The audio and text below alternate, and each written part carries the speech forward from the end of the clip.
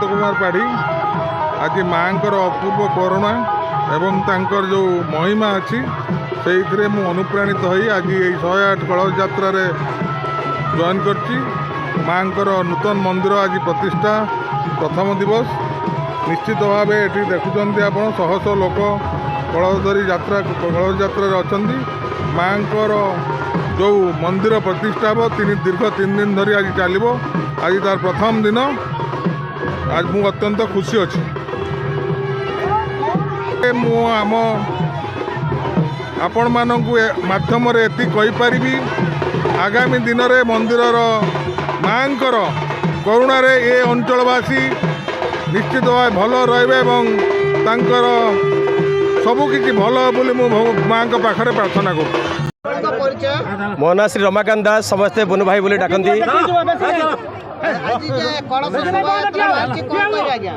आज जो कलश शोभा यात्रा माँ कोणेश्वर ठाकुराणी ट्रस्ट बोर्ड तरफ दीर्घ 200 वर्ष धरी जो मंदिर रही तार आज नवकलबर होती एक सौंदर्यकरण होती समस्त सहयोग मंदिर जो एक सौंदर्यकरण होती तार नवकलबर आज प्रतिष्ठा उत्सव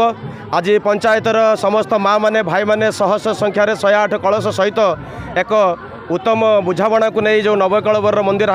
होती नूतन युवक माने आग्रह सहकार आगे शह शह संख्यार युवक बंधु मैंने ये कार्यक्रम को त्वरान्वित करुँच ट्रस्टी सहित ट्रस्ट बोर्डर समस्त सदस्य एवं ये कार्यक्रम को हजार हजार संख्यार भक्त मैंने आसी पहुँचे बोली आम आशावादी होचु एवं प्रत्येक दिन संध्यारे प्रवचन सत्संग एवं भजन संध्यार कार्यक्रम अच्छी गाँ आज उत्सव मुखर हो पड़ी सबू देउरी मैंने आज आनंद उल्लास नाचुंट ये कि उत्सव आम 200 वर्ष तले देखी नु जहाँ शुणु आज आम चक्षुरे देखुचु आमर आज सौभाग्य विनायपुर पंचायत आज गौरवान्वित माँ आज दिव्य कृपा लाभ करी।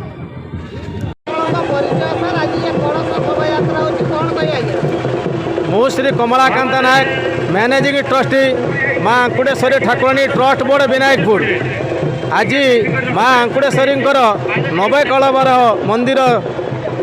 तैयारी हवा परे आज हूँ तार प्रतिष्ठा दिवस विश्व शांति उपलक्षे माँकर मंदिर प्रतिष्ठा सहित आज पंचकुंडीय महायज्ञर प्रस्तुत करा 108 कलश शोभायात्रा मान को नहीं आज शोभायात्रा करा आज हूँ माँकर मंदिर प्रतिष्ठा एवं संध्या बेले प्रवचन हम राति 7टा बेले प्रशासन व्यवस्था करा आसंता काली 4 तारीख माँकर होम यज्ञ एवं ठीक 7टा बेले प्रवचन कार्यक्रम भजन समारोह 8टा बेले सामूहिक प्रशासन व्यवस्था करा 5 तारीख दिन माँकर गायत्री होम यज्ञ प्रतिष्ठा हवा सहित ठीक 5टा बेले पूर्णाहुति करा पूर्णाहुति हवा परे परे आमर सांस्कृतिक कार्यक्रम भजन परिवेषण व्यवस्था करा एवं रात्रि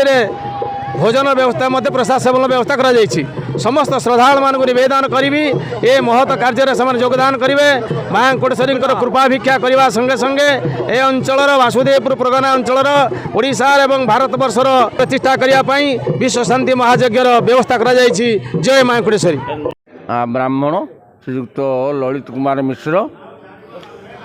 जड़े आचार्य भाव नियुक्त होती तेणु प्रथम इष्टदेवी अंकुड़ेश्वरी सिद्धेश्वरी उद्देश्य कोटि प्रणाम निवेदन करी मु सौभाग्यवशत पूर्वर पुण्यवशत नूतन करी तैयारी होता नवक कलेवर मंदिरर प्रतिष्ठा उत्सव ये योगदान कर सुजोग लाभ करी मु निजक धन्य मन कर श्री परमेश्वर से कृपया मुको विभाजाता पंगु पर्वत लंघन किल महा सामर्थ्य में दे ज्ञानम